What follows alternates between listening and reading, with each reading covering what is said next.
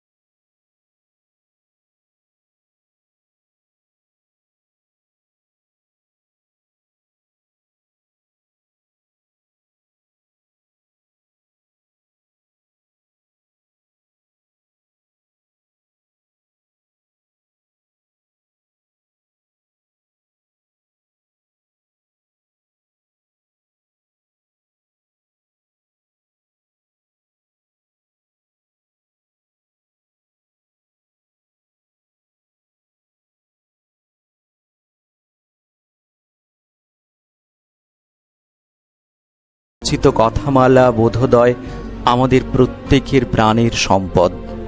আজকের বাংলা ভাষা পত্র পুষ্পে পল্লবিত হলেও তার লালন পালন হয়েছিল বিদ্যাসাগরের হাতেই।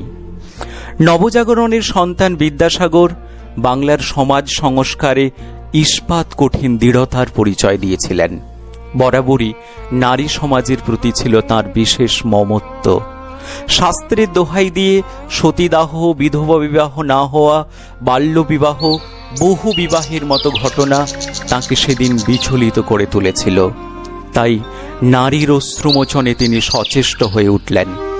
1855 খ্রিস্টাব্দে বিধবা বিবাহ প্রচলিত হওয়া উচিত কিনা এতদ বিষয়ক প্রস্তাব নামে একটি পুস্তিকা রচনা করে বিধবা বিবাহের সমর্থনে প্রচার শুরু করেন। এর ফলে সমাজে প্রচণ্ড আলোড়ন সৃষ্টি হয়। তিনি পরাশর সংহিতা ও অন্যান্য শাস্ত্র ঘেঁটে সমাজপতিদের যোগ্য জবাব দেন যে বিধবা বিবাহ বৈধ।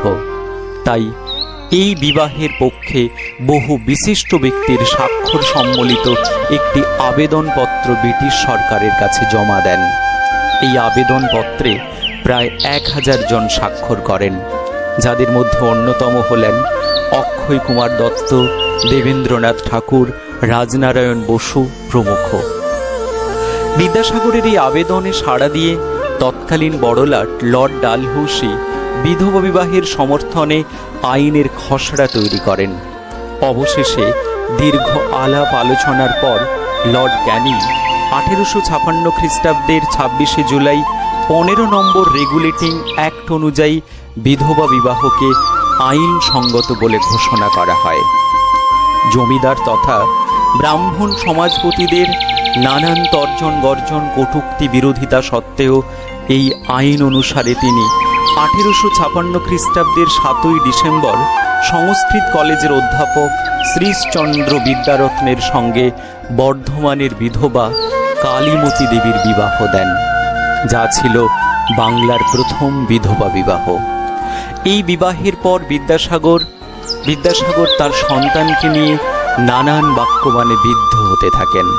শেষ পর্যন্ত তিনি 1870 খ্রিস্টাব্দে নিজ পুত্র নারায়ণচন্দ্রের সঙ্গে ভবসুন্দরী নামে এক বিধবার বিবাহ দেন। এই প্রসঙ্গে ভাই শম্ভুচন্দ্রকে এক চিঠিতে তিনি সেই আনন্দের কথা জানেন। নারায়ণ শতপ্রবৃত্ত হইয়া এই বিধবা বিবাহ করিয়া আমার মুখ উজ্জ্বল করিয়াছে। এইভাবে তিনি 1856 থেকে 67 খ্রিস্টাব্দের মধ্যে ব্যক্তিগত উদ্যোগে তাঁর জীবদ্দশায় প্রায় 82,000 টাকা খরচ করে প্রায় 60 জন বিধবার বিবাহ দিয়েছিলেন। সেই সঙ্গে বিধবা বিবাহ বিরোধীদের প্রতিবাদের যোগ্য জবাব দেওয়ার জন্য বিদ্যাসাগর অতি অল্প হইল ও আবার অতি অল্প হইল নামে 2টি পুস্তিকা প্রকাশ করেন। বিদ্যাসাগর নিজেই এক জায়গায় লিখেছিলেন, বিধবা বিবাহ প্রবর্তন আমার জীবনের সর্বপ্রধান সৎকর্ম। যে কর্মে ও আদর্শে অনুপ্রাণিত হয়ে দক্ষিণ ভারতের বীরসালিঙ্গম পান্তুলু বিধবা বিবাহ কর্মসূচির উদ্যোগ নিয়েছিলেন, এজন্য তাকেও দক্ষিণ ভারতের বিদ্যাসাগর বলা হয়। আমার প্রিয় শ্রোতা বন্ধুরা, করুণার সাগর বিদ্যাসাগর কেবলমাত্র বাল্য বিধবার অশ্রুমোচন করেই ক্ষান্ত থাকেননি। বাল্যবিবাহ ও বহু বিবাহের মতো সামাজিক ব্যাধির বিরুদ্ধেও তিনি হলেন খড়গহস্ত, সোচ্চার হলেন রক্ষণশীল হিন্দুদের বিরুদ্ধে। প্রতিবাদের অগ্নিশলাকা প্রজ্বলন করলেন লেখালেখির মধ্য দিয়ে। লিখে ফেললেন বহু বিবাহ রহিত হওয়া উচিত কিনা এতদ বিষয়ক প্রস্তাব। এই সিদ্ধান্তের বিরুদ্ধে প্রাচীনপন্থীরা বিদ্যাসাগরকে প্রাণনাশের হুমকি দেয়, কিন্তু বিদ্যাসাগর অপরাজেয়, দুর্দমনীয়। তাদের হুমকি তিনি গ্রাহ্যই করলেন না। মানবতার পূজারী বিদ্যাসাগর যেখানেই দিন দুঃখী আর্তপীড়িত মানুষ দেখেছেন, সেখানেই ছুটে গেছেন আর্তের সেবায়। তাই শ্রীরামকৃষ্ণ তাকে দয়ার সাগর বলে ডাকতেন। মানব সেবায় নিবেদিত প্রাণ এই মহামানব মায়ের কথায় গ্রামের নিরন্ন মানুষের জন্য খুলেছিলেন অন্নসত্র, শীতার্ত মানুষদের দিয়েছিলেন শীত বস্ত্র, এমনকি গড়ে তুলেছিলেন বহু দাতব্য চিকিৎসালয়।